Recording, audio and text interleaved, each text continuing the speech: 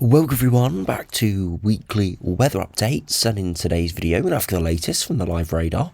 We're on for the latest UKV, have a look at the precipitation and the temperature over the next 5 days as the warm and dry conditions that many have seen over the past few weeks are now dissipating away. You can see on the live radar rain is moving in from the west, and that's going to be the recipe for the next 5 days or so.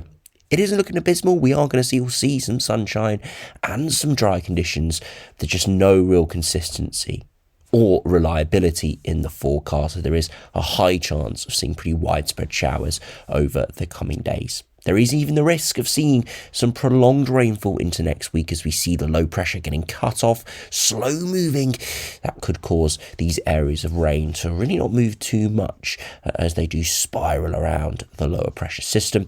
And for parts of central, southern and eastern England, definitely this system through Tuesday, maybe Wednesday, is one to keep a close eye on. Could see quite a lot of rain falling in that. Doesn't look too heavy, but does look long lasting, and it will give some reasonably cool conditions as well. As we progress into the longer range, we are still going to see high pressure as a feature, but it is going to be positioned elsewhere, not over the top of us. And a lot of runs that we did see hints of yesterday, but now really occurring quite a lot in the models update today and in the ensemble update, is potentially that high pressure going into the mid-Atlantic, maybe up towards Greenland, encouraging a southerly checking jet stream, potentially north or northeasterly winds. If that did occur, we would see much colder conditions into the second half of the month. And of course, it is the second half of April, therefore it's impossible to see anything too cold, but for the time of year, it could be well below average temperatures into the mid to high single digits, overnight frosts, and just generally bringing us back to something with a bit more of a feel of January or February. But of course, we'll update all of that in the second half of the video. So do remember, if you enjoy my videos, make sure you like and subscribe. And remember to follow me on Twitter as well, the link's in the description. If we start on the live radar, you can see, as expected, as we spoke about yesterday, an east-west split through Saturday. Dry and sunny in the east, definitely increasing cloud progressively during today. But generally speaking, still dry and sunny, temperatures into the low 20s. Further westwards, more thicker cloud and longer spells of rain arriving. Nothing too abysmal yet, but a big change to what has been the last couple of weeks as we start to see low pressure re-emerging from the Atlantic.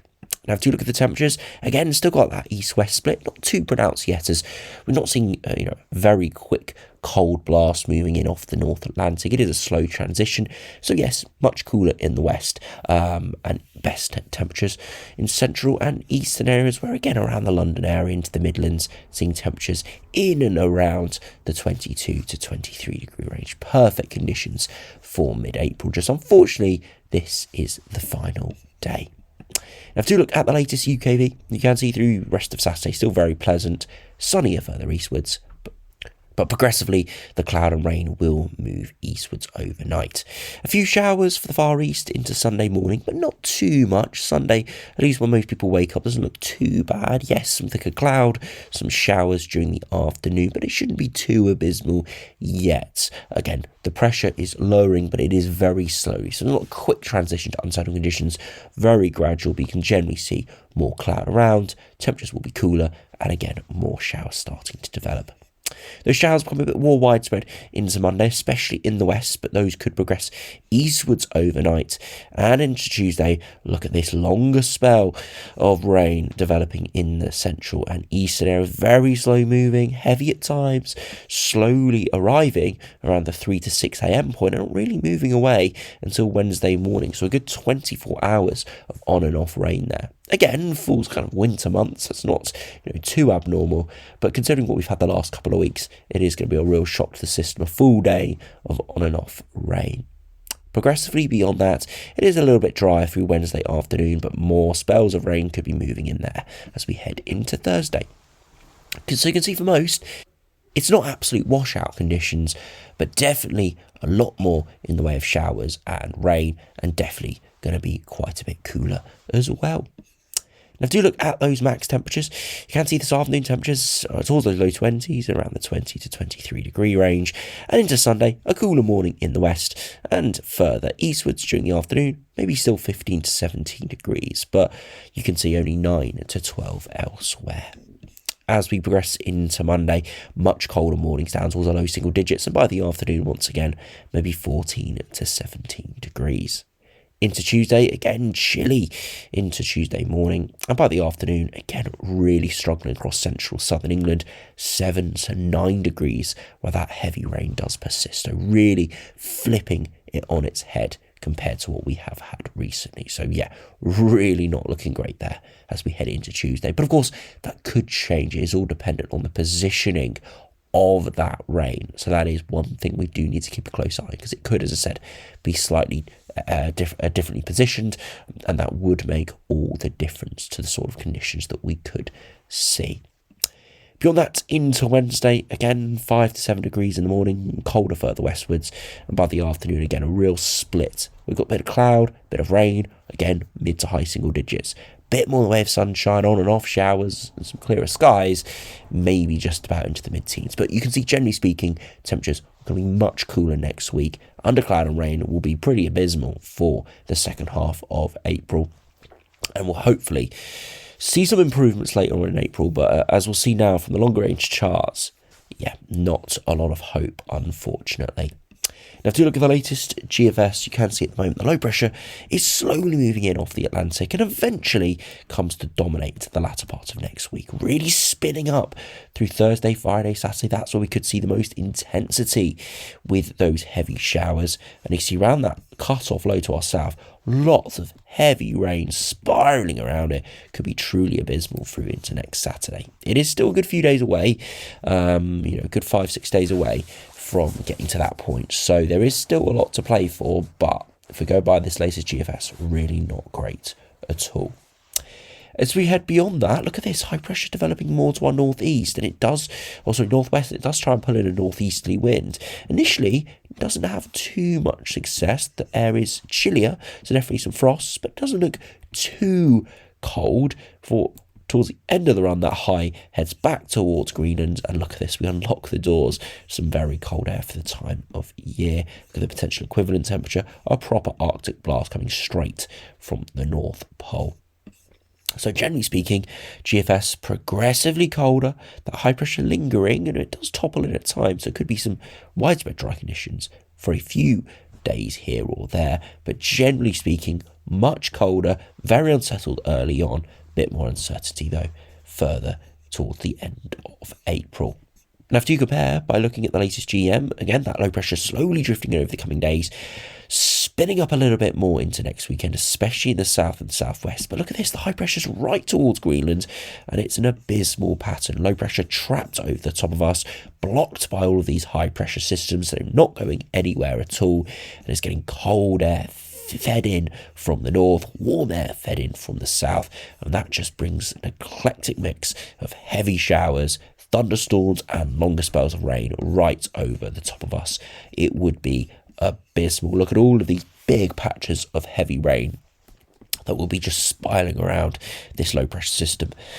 Yeah, next weekend into the following week could really be horrific if this did occur, all due to that Greenland high that develops that's just preventing the low pressure moving through. And it means the weather fronts are very slow moving and they just linger, dumping all of their rain on our shores.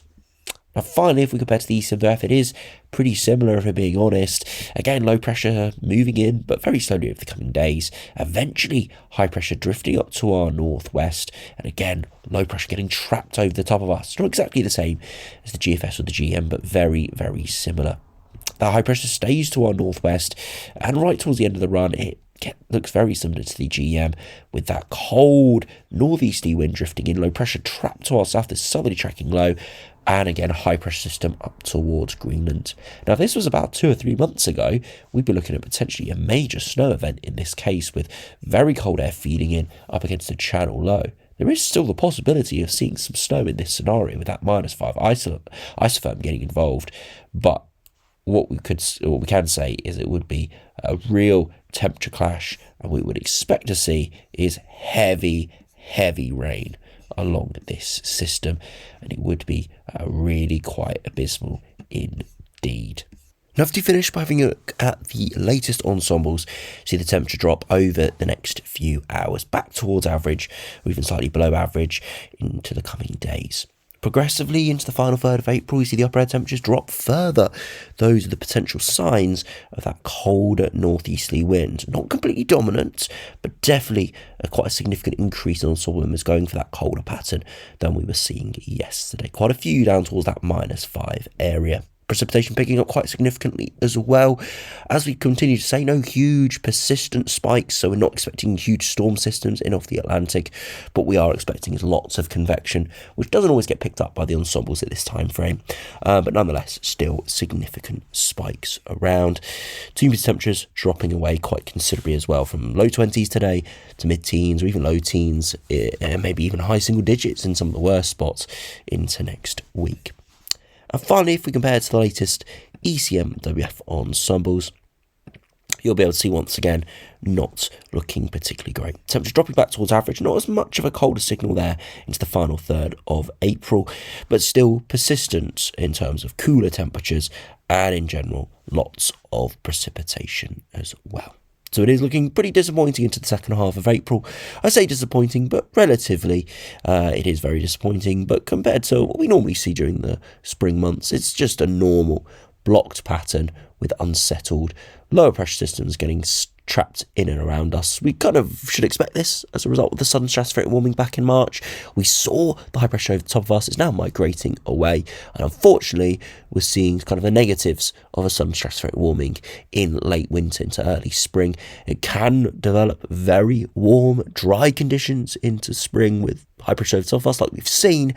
But now we're seeing kind of the other end of the spectrum, which is blocking further northwards, further westwards, trapping low pressure systems over the top of us and potentially encouraging much, much colder air to head our way. But that second fact, that second idea of colder air, that is a little bit more uncertain, and that's one to keep a very close eye on. So anyway, thanks for watching. Hope you enjoyed. Subscribe if you're new, and I'll see you again for another video soon.